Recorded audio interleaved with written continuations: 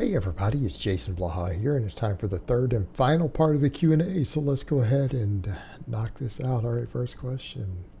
I'm using the old school method you talked about, progressing with 5 to 8 reps, doing this with an upper-lower.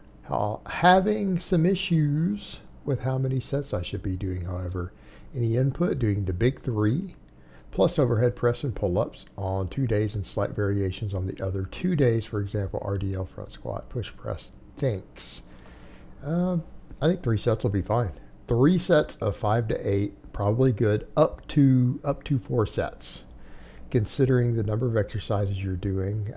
5 in some cases, but here's what I would say. If you're going to run the old school method we talked about, I honestly think 3 to 4 is probably going to be pretty close to ideal for what you're doing.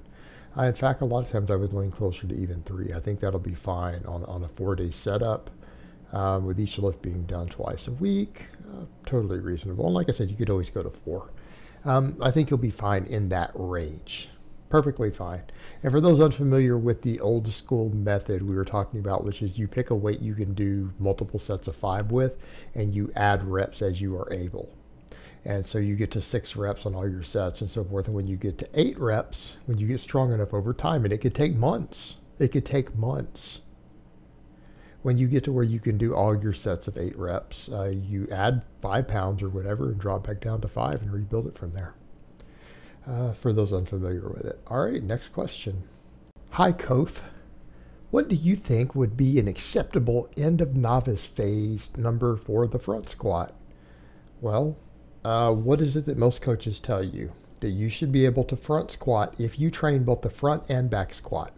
Right? If you can train both, you should be able to front squat 85% of what you back squat. So if I say things like I'd like to see a 315 back squat, let me just plug that into the calculator. That means about a 265 front squat, right? 265 front squat. Just remember, anytime you're going to compare strength standards, though, for people who are training the front squat at a serious level, like you're actually really training the lift, any squat standard for the back squat that you see for whatever purpose, you can just shave 15% off of that and drop it down to 85% of it. And that will be what you should be able to front squat in proportion. All right, next question. Hey coach, I'm doing T-bar rows with leg drive with 95 kilograms in plates for 5x5, torso angle between parallel and 45 degrees. And lat pull downs, underhand grip with 115 for 5. We don't need to know the weight on the lat pull down. It's not a true weight. I'm also doing the standing press. I'm not deadlifting a lot at the moment, as the cheatrows already work my posterior chain quite a bit. Am I getting sufficient upper back volume for what I'm doing? My lats are overshadowing the rest of my physique, but I'm not sure about my upper back thickness. Thoughts on this? Thanks, coach. No, T-bar rows will handle your thickness. I'd like to see you doing more deadlifting, but if you're doing a lot of volume with a lot of weight on a heavy T-bar row, you're probably handling that. I personally like rowing from the floor better, particularly if you're not deadlifting, but I've used T-bar rows in the past, and you know what? It works just fine. It works just fine for what you're doing. However, I will disagree with you on your posterior chain getting enough from that. Probably not enough. Probably need to be doing some extra posterior chain work. As far as your upper back thickness goes, throw out the, why are you doing lat pull downs? Do pull-ups, right? Do weighted pull-ups. You'd be doing weighted pull-ups. But if anything else, if you're concerned with your overall upper back thickness, honestly, I feel like the rows handle this pretty well. Rows, deadlifts, base pulls, all that stuff handles it. I would rather you pull the lat pull downs out, though, and replace those with a pull-up or a chin-up or more rowing. And then if you still feel you need a little bit of extra upper back stuff, that's where you could throw in face pulls. That's also where things like snatches, high pulls, all that stuff can come into play also. They can be real valuable for all of that.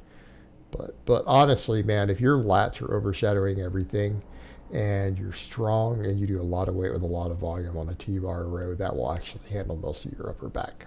Probably isn't as big of an issue for you as you think it is. All right, next question, and is this going to be the last question of the week? It might. We'll see how long it takes me to answer it. It's a long question. Hey Jason, I'm 5'11". I bulked from 155 to 185 in 2 years thanks to the advice you gave me when you answered my question on Patreon.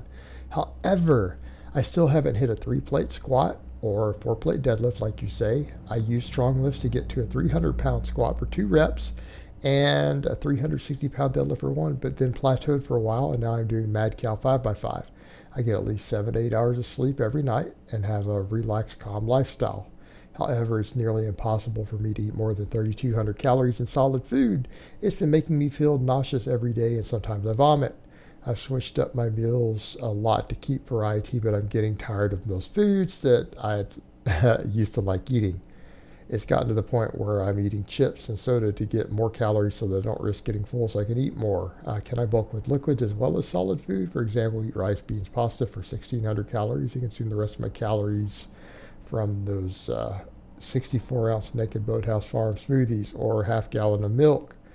I've got so desperate that I started drinking coffee creamer by itself. It feels hopeless sometimes, coach, and I'm not even worried about getting fat. I just want to get strong as F.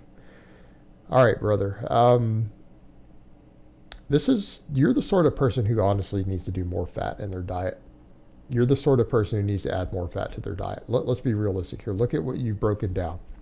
I mean, you're up to 185 and you're struggling to get enough food. Now, a lot of us, people like me who overeat, we'll laugh. 3,200 calories of solid food. Are you serious, bro? You serious? I could eat that in one meal if I was forced to. That would be a painful meal. It would suck, but I could do that on whole food. 3,200 calories. You're struggling with that. Now, here's what I'm going to say. We need to be looking at overall health. It's fine to eat a little bit of processed stuff, but I mean, a lot of those coffee creamers are full of garbage and junk, and you're drinking soda. If you're consuming foods like that trying to gain weight, the long-term effects on your health are not going to be good because you're now in a caloric surplus while consuming these things. You're in a caloric surplus while consuming them. Drinking milk, that one's not bad. That's an option for you. As long as you're not lactose intolerant, if you're drinking milk to do it, that's fine. Milk is a good substitute. But here's what you need to look at. I've noticed you're listing mostly carb foods, carbs and protein, right? Seeing a lot of carbs there. Beans and rice. I mean, if you struggle with appetite, beans and rice is great for cutting. It's great for weight loss. You just don't have enough caloric density there. You don't have enough caloric density. Here's what I'm going to recommend. Milk, that's a good choice. Whole milk, that's fine. What about peanut butter? What about peanut butter? All right, that is the magical secret. I have never, ever met a hard gainer who the peanut butter and whole milk method doesn't work for. What you're going to find, like you're saying you're struggling, that you pretty much throw up when you eat 3,200 calories of high volume food. Well, that makes sense. Look how much volume is in beans and rice. I mean, go look at the amount of food volume. Break down in front of yourself 1,200 calories of even white rice, right? 1,200 calories of white rice. That's 2 dry cups. That equals 4 cups. That's a full rice cooker. 1,000 calories of beans thrown in for that. If you start looking at refried beans, the low-fat ones, look at how much volume and fiber that is. 2 whole cans of that is usually about 900 calories, right? And I think it's got something like 40 grams of fiber in it. All right, a lot of people would almost throw up eating that. That's only 2,200 calories. Well, then if you're trying to get protein, you're throwing, a pound of chicken on top of that. You're still probably, 2,700 calories? That's a lot of food volume. For someone who struggles with their appetite being an issue, like they don't have an appetite, you're not one of the voracious eaters like me and some of us, the food volume is too high. Great for weight loss. You just need more fat in your diet. Quality fats, right? Quality fats. The reason I say peanut butter, because of the magnesium and other stuff in it. Magnesium is performance enhancing. That's one of the biggest things a lot of people struggle with sometimes, but you start looking at magnesium content and some of the other benefits like that in your peanut butter. It's calorically dense, got extra fiber, lots of vitamins, minerals, vitamin E. And it's a quality source of nutrition. Peanut butter and whole milk. That's going to give you more nutrient dense food. That's going to give you a better overall caloric density. I think that's the direction I'm going to recommend for you. Look into both of those, natural peanut butter and whole milk. And I think you're going to find that's going to be a game changer for you.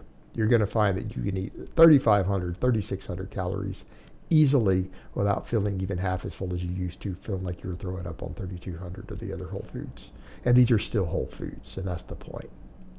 All right, guys, so that's really all I have to say on that today. I hope it's been informative, and I will talk to you guys next time.